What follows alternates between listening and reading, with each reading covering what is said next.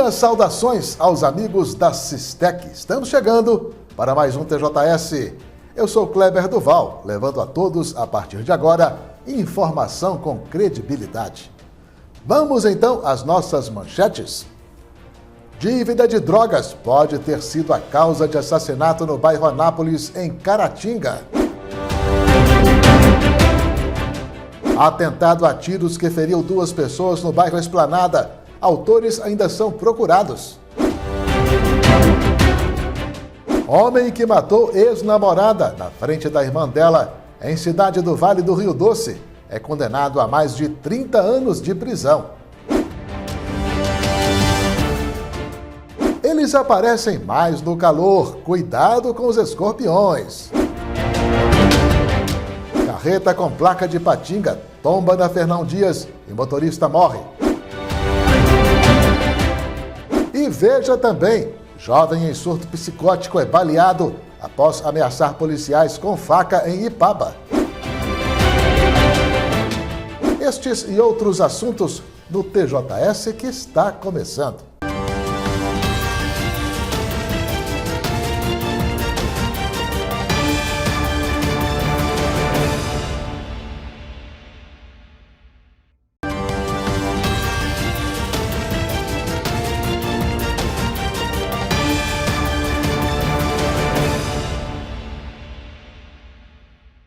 Olá, bem-vindos de volta ao TJS.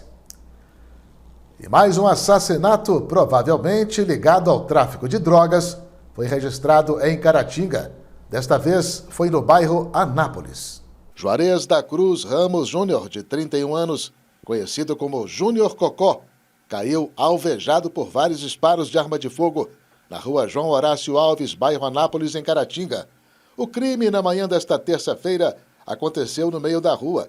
Em pouco tempo, a Polícia Militar conseguiu levantar a motivação do assassinato. Houve um desentendimento entre as partes no último final de semana, devido à dívida de droga, e desencadeou nessa confusão de hoje, em que a vítima aparentemente foi até nas proximidades da residência do autor, e nesse local eles tiveram ali alguma contenda que resultou nos disparos efetuados pelo autor.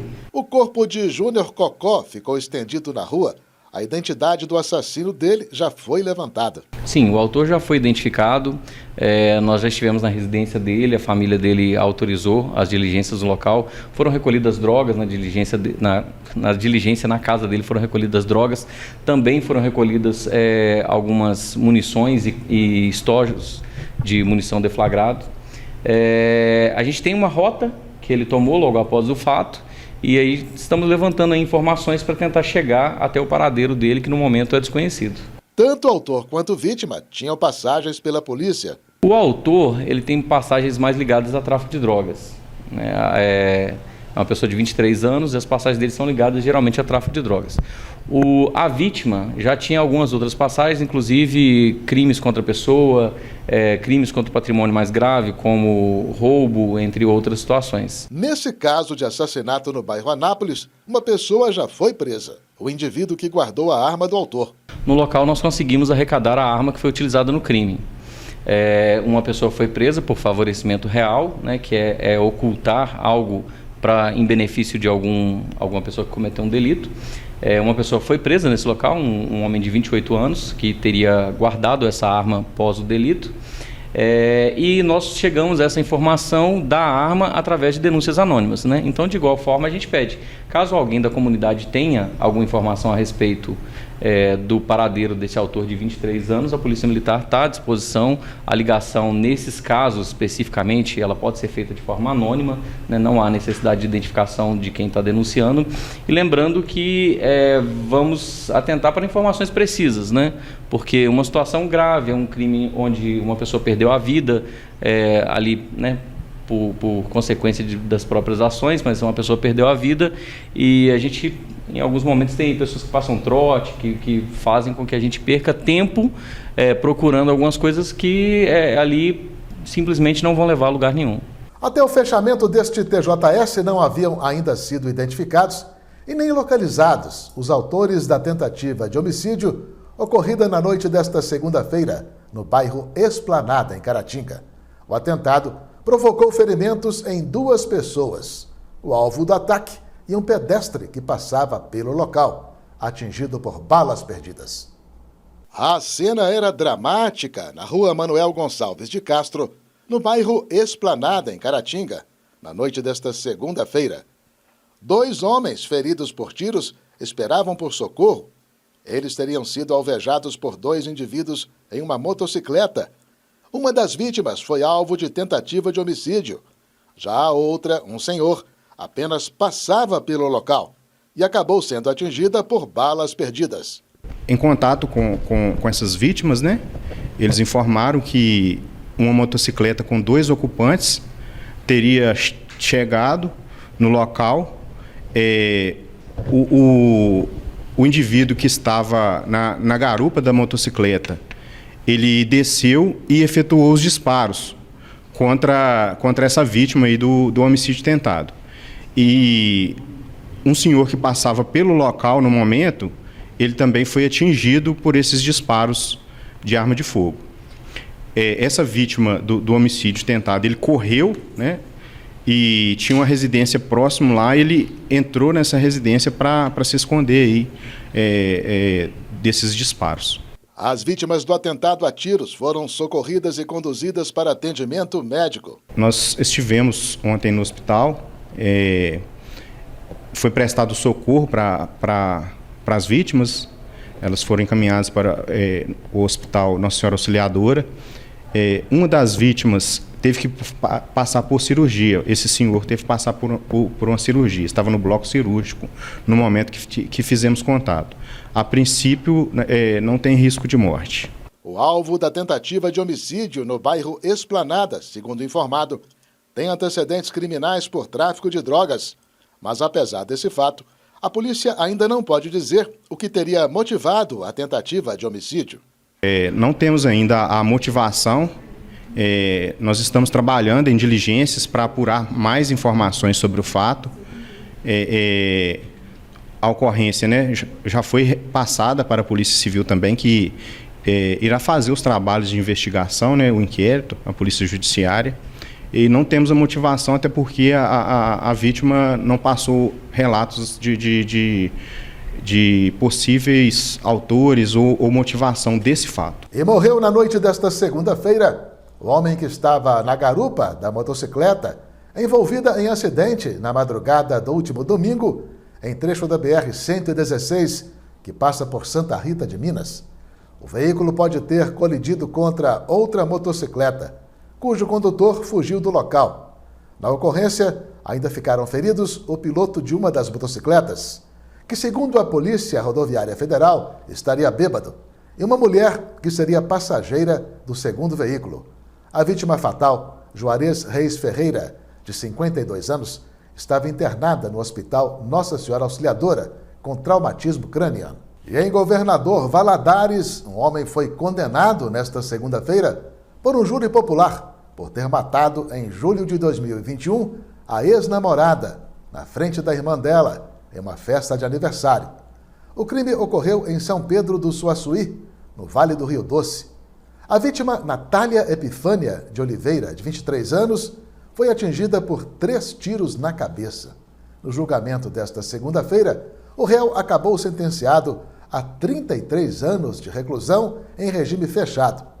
O julgamento de Anderson Christian Oliveira durou mais de 13 horas, tendo terminado por volta de meia-noite. O rapaz matou a ex-namorada por ciúmes e por não aceitar o fim do relacionamento. Anderson ainda feriu com um tiro outra pessoa, um amigo de Epifânia, que estava abraçado a ela. Ele foi preso 2 dias depois do crime em um hotel em Vitória, no Espírito Santo, e desde então permanecia no sistema prisional. A defesa dele tem direito a recorrer da sentença. Eles são perigosos em qualquer tempo, mas, na época de calor, ficam mais inquietos e dizem sua picada é muito dolorosa, além de poder provocar até a morte da vítima. Todo cuidado é pouco quando o assunto são os escorpiões. Com a chegada do clima quente, é preciso redobrar os cuidados com um animal que, apesar de seu pequeno porte, é um dos mais temidos pela dor que a sua picada causa.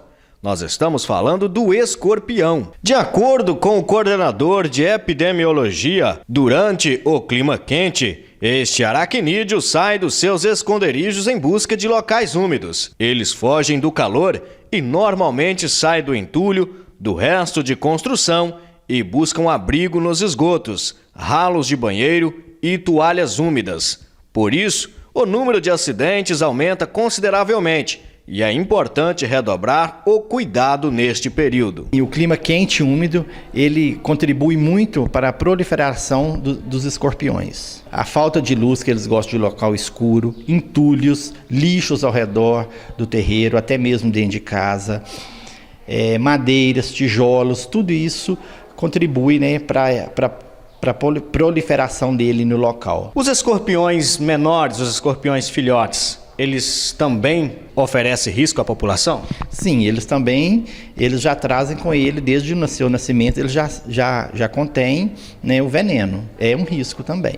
Ele é mais agressivo em crianças abaixo de 10 anos e idosos, onde essa população é mais vulnerável. Pode levar à morte, crianças principalmente. A melhor forma de prevenção é não deixar acumulado lixo ao redor do terreiro, folhas secas, madeiras, tijolos. Tudo isso, né, ajuda ele a estar ali nesse ambiente. Proteger as portas, as entradas das portas, ralos, tudo para não deixar que ele entre, né? Isso é a coisa que a gente pode fazer de imediato. Concernente ao combate, como que é feito o combate dessa espécie? Olha, é difícil o combate dele, porque este animal ele pode ficar até meses, né, dentro de uma madeira, de um tijolo, e muitas das vezes o controle químico não é eficaz. Por quê? Às vezes você bate o controle químico, mas ele está escondido, ele pode ficar ali meses, então não vai atingi-lo, né? Então, onde não é muito eficaz. Toda a população aí, tanto crianças, adultos, deve com certeza prestar muita atenção e conferir, como foi dito aqui pelo coordenador Jairo, né? As pessoas sempre têm que olhar a limpeza ao redor das casas, os ralos de pia, banheiro principalmente, que são lugares mais úmidos, né? Toda a atenção nessa época de calor. E daqui uns dias também vem a chuva, né? Toda a atenção é primordial. Veja a seguir: morre macaco atacado por cachorros na zona rural de Caratinga.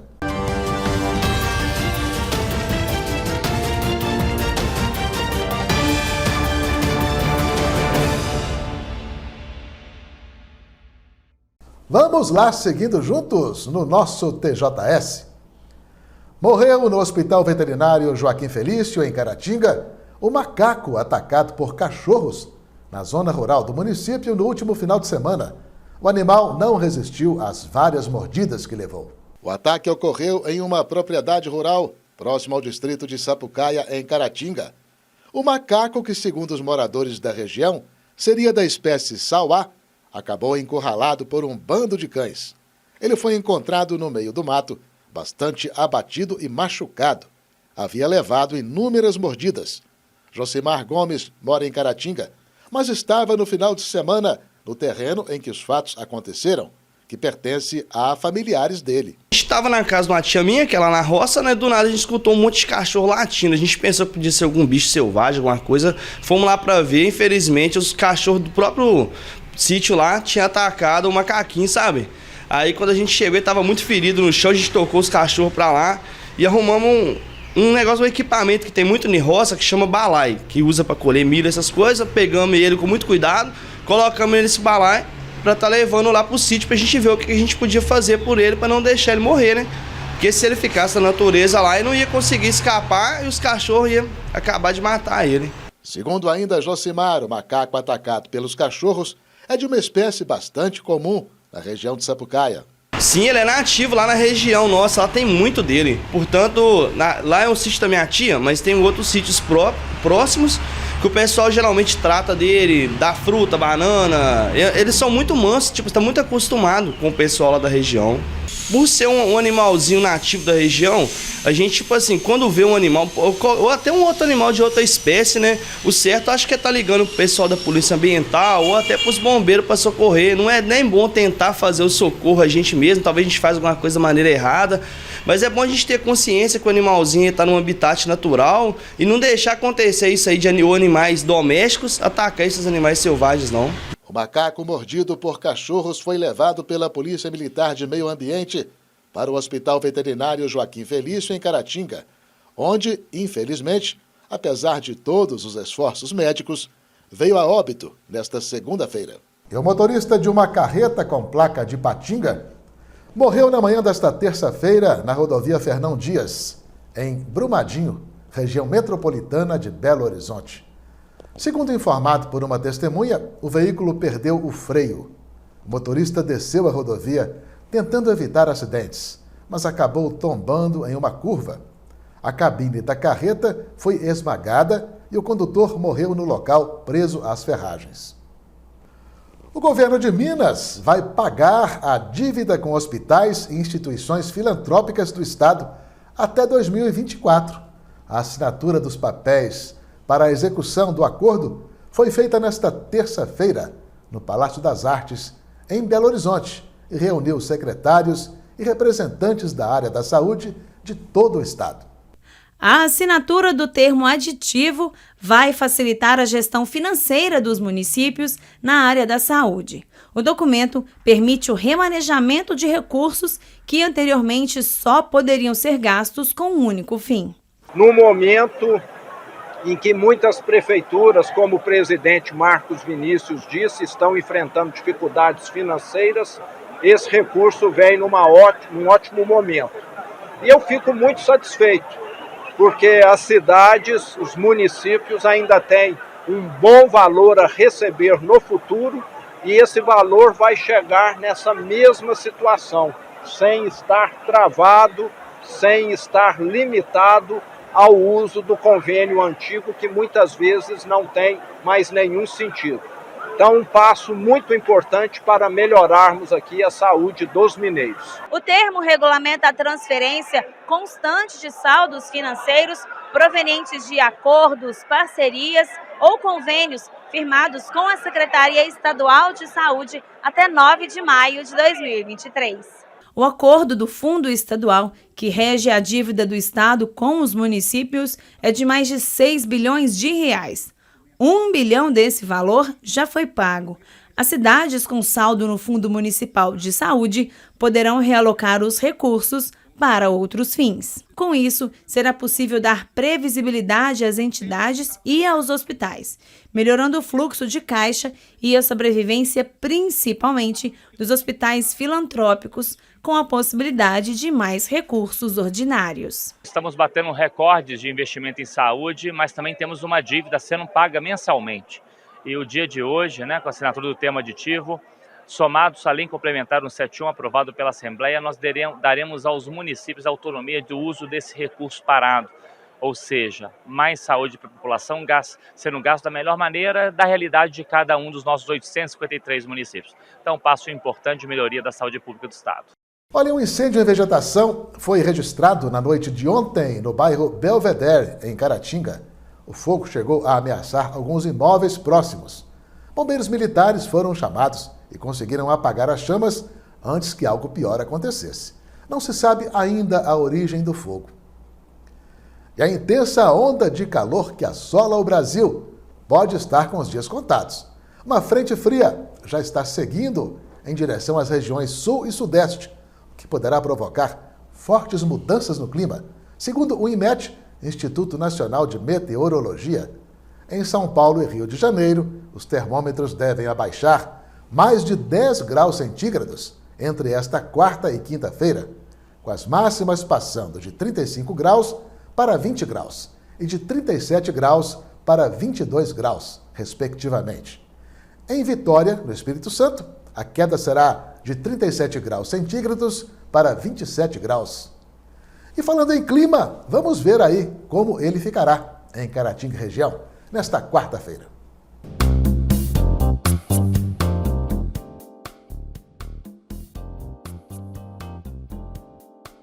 De acordo com o site Clima Tempo, a previsão para esta quarta-feira em Caratinga região é de sol com algumas nuvens. Não chove. Em Ipatinga, a mínima deve atingir os 23 graus e a máxima 39 graus. Em Piedade de Caratinga, os termômetros devem variar entre 20 e 37 graus. Já em Bom Jesus do Galho, as temperaturas devem ficar entre 20 e 38 graus. Para Caratinga, a mínima deve atingir os 20 graus e a máxima 37 graus centígrados. Veja a seguir, Polícia Militar faz novas apreensões de crack, cocaína e dinheiro em Caratinga.